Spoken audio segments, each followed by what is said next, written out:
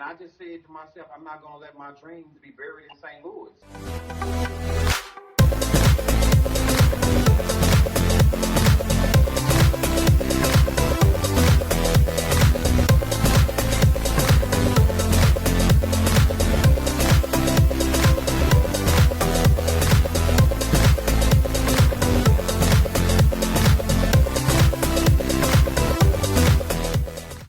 What's up, y'all? It's your boy Anthony Cherry, aka the King of Her, aka the King of Many Things, where I'm very outspoken. I'm very opinionated. So this week it gives me the perfect opportunity to be here with Verse TV all week long. Make sure you guys like, share, and please subscribe, and please tune in because we bring you the news that you can use. If you don't know, you won't grow.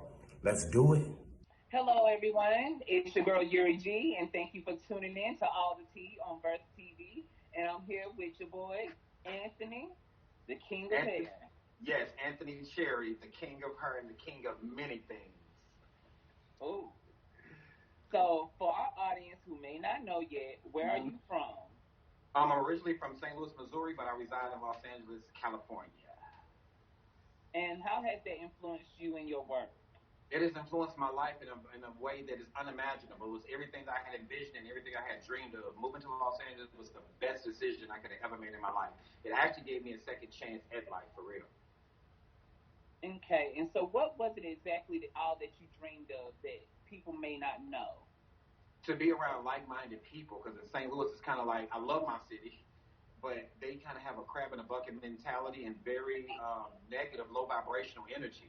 And being here in Los Angeles, people say it's fake, but I don't mind it because you got to possess character to be able to deal in any situation. And being here, everybody is like open-minded. Everybody is like free-flowing, and everybody's really here to really just to get it. And that's what I like to be around, is movers and shakers that mind their business and keep it moving. It might bless you, through in the process. And that is everything that has literally happened to me. And I've been able to attract what I want, and that's great people into my life. Okay, so you made the big move halfway across the country from Missouri to SoCal. They say that a lot of dreams go there and die. How have you kept yours alive? Not compromising my morals that I came here with, and being consistent and keeping myself on the cutting edge of change and putting God at my forefront and constantly working on myself, physically and mentally, and just being a good spirit and actually giving off what I want to return, and that's just positive energy and progression. Okay, so that was a big move. Mm-hmm. How did you prepare for it? It really kind of struck me by night. Mind you, I had just got shot, right, in St. Louis. And after I got shot, my best friend had died 6 months before, Kevin Williams, God rest his soul. And I just said to myself, I'm not going to let my dreams be buried in St. Louis. So one day I was watching, I had moved to Columbia, Missouri, and I was watching Dr. Phil and Oprah Winfrey every day. One day I was working as a live-in with children with developmental disabilities, and I was going to Mizzou College, and I'm like, this is not the life for me. And that day, Oprah Winfrey came on and said, have you ever been on a job for 15 to 10 years and just feel like there's just something more for you to do in life? She said, well, today this show will let you know that the best is yet to come. We have Brad Pitt, who used to be a restaurant worker. Now he's the CEO and owner. Now he's an A-list actor. We have a CEO who used to be a school teacher. Now she's the CEO of the New York Times. Then it went to commercial and said, the best is yet to come, a little pillow. I watched that. I became inspired. Then Dr. Phil come on. Dr. Phil said, have you ever thought that how you would feel if you got $1 million, that dream job, or that perfect picket fence around the house that you've always dreamed of? He said, well, today, if you watch this show, all those things that you think that you're going to, all those things that you think that you're going to get, the feeling that you think that you're going to have when you get it, possess that feeling today without any of those things, and watch how the laws of attraction bring it into your life. I said, boom. I got on the phone. I called Atlanta, New York, Houston, Texas, and I called California to this company called Choices. Choices, now get that. That company said they had availabilities open for what I was doing with children with developmental disabilities. This was in late December. They gave me an interview for January the 3rd. I went to LA on a bus, because at the time I didn't know if I want to fly. And I got there, I got the job, and they told me that I could start in March. And that was the beginning, and I left St. Louis at 3 o'clock in the morning and got to LA on January the 12th, 2002. By I got there like a day later. I arrived in Los Angeles, and it's just like all unfolded. Okay. So, how did you build your professional contact list? Um, at first, I started out in television and music initially when I first got to LA. I had got like a little part-time job working at a salon called SOS Salon on La Brea. Mm-hmm. And then I started doing television and music. Then I got hit by a car on 9th and La Brea like a year later, and it broke my neck. And it gave me time to reflect. And then God was really dealing with me. I had just got booked a recurring role on The Parkers. Now, just imagine that. Putting in all of this work as an actor, get hit by a car the day before I'm supposed to get my recurring role. I had a broke neck, and I was incapacitated. And this lady that used to come by the salon I worked at SOS, named Lakeisha, she used to always look out for me. She found out my neck had got broke. She got in contact with me. She got to bringing me food every day, and she said, "That's this lady that I want you to meet when you come off your bed of affliction." Long story short, went to meet the lady. Her name is Evelyn Thomas. She had a salon called Evelyn's Hair Design. Evelyn knew I wanted to be a hairstylist, being a celebrity hairstylist. She thought. She was working with Missy a lot. So one day she took me to do Mona Scott Young's hair. And when I went to go do Mona was like, "What are you doing tomorrow?" I was like, "I'm not doing anything." She said, "Well, Missy's doing a music video. Would you like to do the dances?" I'm like, "Sure." From that, I ended up doing Missy Elliott over the next month. And then my best friend Danielle, who I met in St. Louis years before then, had told me years ago, I met her when she was 16, forgot she was even lived in California, got to LA around the same time now, bumped into Danielle at a gas station. Danielle got me booked on this job with, not Danielle, my friend Maxie booked me for a job with Snoop Dogg and Akon on a music video called I Wanna Love You.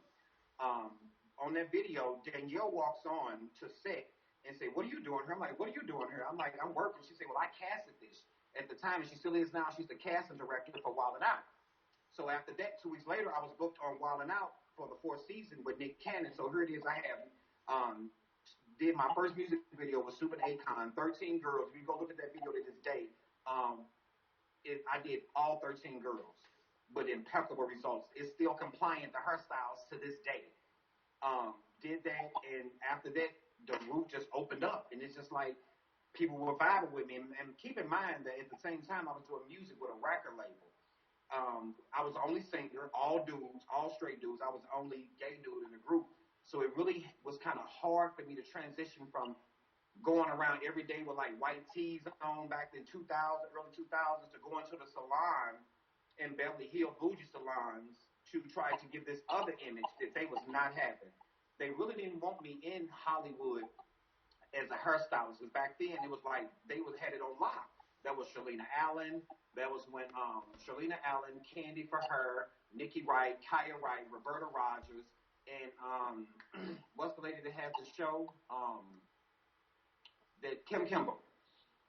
Those are like the matriarchs when I came in. None of them really gave me a problem, but it was a lot of people that did not want to let me in the business. But it was God's fate for me to do it. And after that, it just came to me like so organically.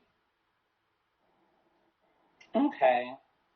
So you create music, art, and hair art. How long have you been doing this music and styling?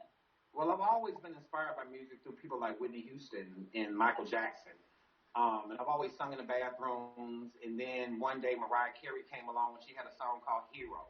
And Tony Braxton came along with a song called 7 Whole Days. And I just would find myself singing it, and all my friends would be like, "You should try singing." I don't have the best vocal voice, but I am a Leo, so I believe that I can do anything that I want to do. And I just started indulging in music and started believing in myself, because belief takes everything, and confidence, and I started doing it, and now here I am now. I have 3 songs out now that I just released, 2 songs for Christmas. That was my Christmas gift to the world and to myself. And I just released another song called My Boo, which is on all platforms. I have one song called Hustler, because you can't spell the STL without hustling, okay? And then I have a song called Not Fair, and everybody can relate to that because there's a lot of not fair things that go on in life, right? And then my other song I just released right before the damn coronavirus hit is called My Boo. It's an actual ballad. Hustler, kind of like my club song. So you can find them on all platforms up under Anthony Cherry. Definitely Google me. That's very easy.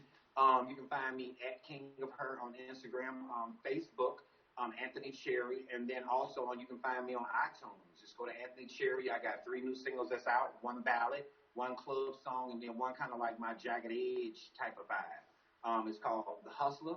Is the club song. Not Fur is like my sitting by myself on a lonely highway type vibe. Take you back to Jagged Edge days. And you got My Boo. That's the ballad.